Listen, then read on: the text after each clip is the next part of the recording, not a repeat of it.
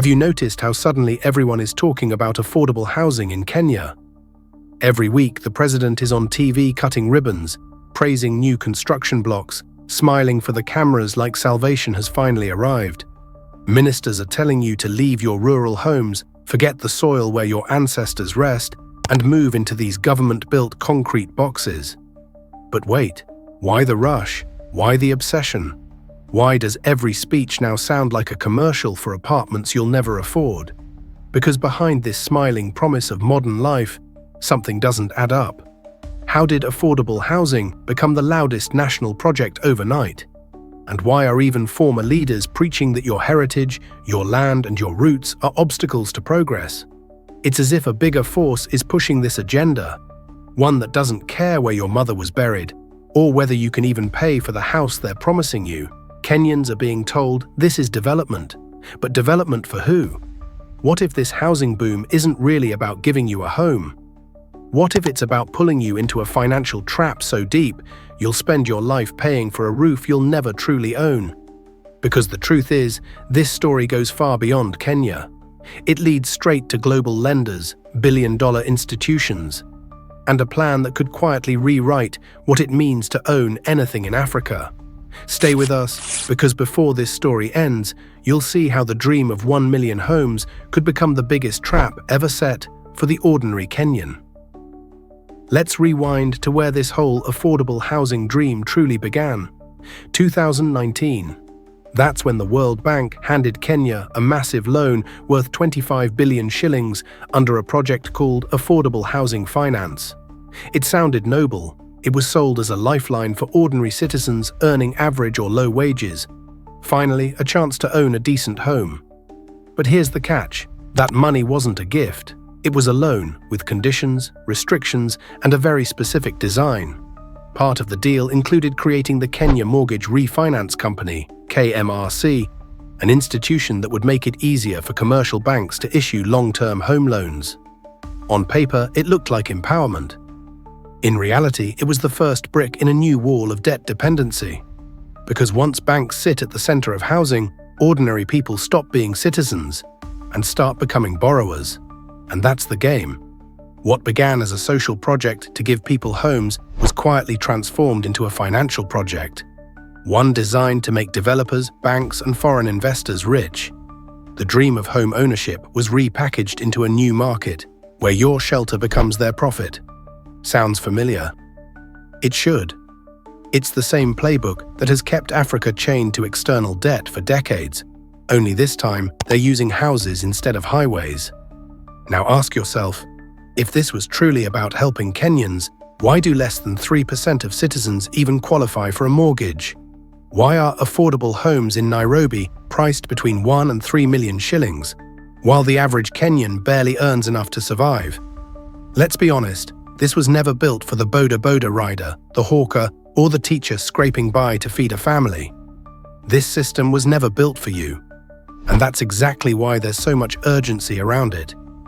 Because once you realize you're not the target, you start asking dangerous questions. And they don't want that. See, when global lenders like the World Bank give money, they don't just say build houses, they say build them our way. They push a model, one that puts mortgages, banks, and developers at the heart of housing, even if that model doesn't fit the lives of most Kenyans. It assumes every citizen has a stable income, a bank account, and credit history. But how can a system built on loans work in a country where millions live on informal jobs, daily hustles, and cash hand to mouth? It can't, and maybe it's not supposed to. Because the more people can't afford these homes, the more the government justifies taking new loans to make housing accessible. The more you fail to qualify, the more they restructure, meaning more debt, more taxes, more deductions. And suddenly, what was meant to lift Kenyans out of poverty becomes a loop of repayment that never ends. But here's the dark twist. Even as ordinary people struggle, someone is winning big. Developers get tax breaks. Foreign investors are invited to buy affordable housing bonds. And pension funds, yes, your future savings, are being used to guarantee their profits. Meanwhile, every month, a housing levy is cut directly from your salary, even though you may never own a single brick from these projects. Does that sound like empowerment? or extraction. Because let's face it, this is no longer about shelter. It's about creating a money pipeline that flows upward, from your pocket to international lenders. And the government, smiling proudly beside every new housing block, is simply the middleman. But it doesn't stop there. What's unfolding in Kenya is part of a global script, a push to turn basic human needs into financial assets.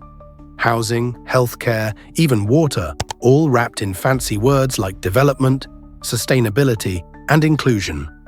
And every time you question it, you're told you're against progress. But progress for who? If ordinary Kenyans are paying for a system they don't control, if they're financing projects they'll never own, can we really call that progress? Because behind this glowing idea of affordable housing lies a chilling truth. It's not about homes. It's about ownership. And the people who truly own this dream don't live in Kenya. But here's where it gets even darker, because once they control where you live, they start to control how you live. Stay with us.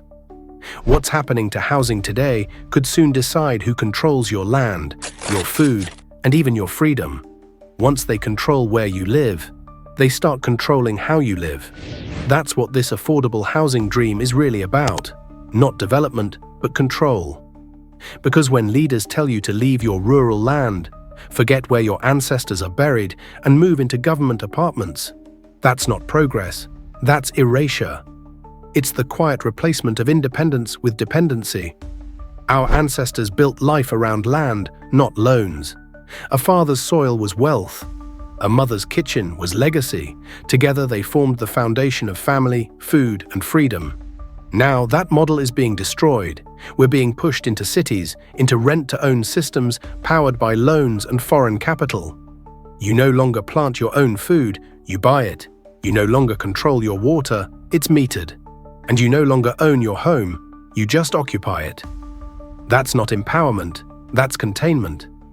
Because whoever controls your housing, your food, and your bills controls you. And here's the dark genius of it. It doesn't happen by force.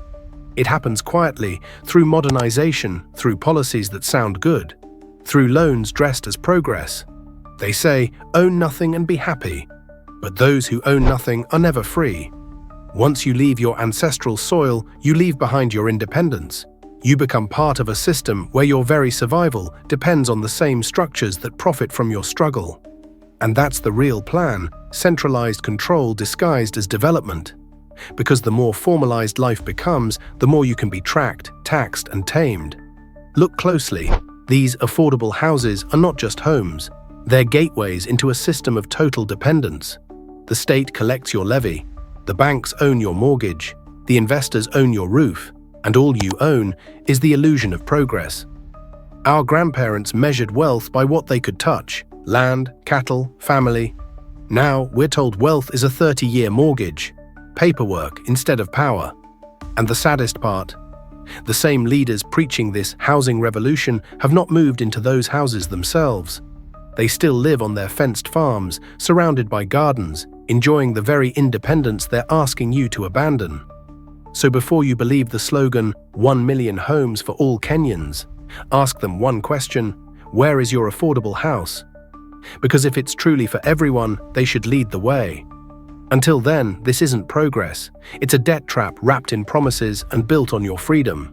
And the price of this modern life may be the last piece of independence we have left. So now I want to hear from you. Do you truly believe this affordable housing plan is progress, or just another trap dressed as development? Share your thoughts in the comments, because your voice matters. Let's talk about it, openly, honestly, and without fear. And if you believe Africa deserves transparency, fairness, and freedom over fake promises, then make sure to like this video, subscribe, and turn on the bell icon, because we'll keep uncovering the stories they don't want you to hear.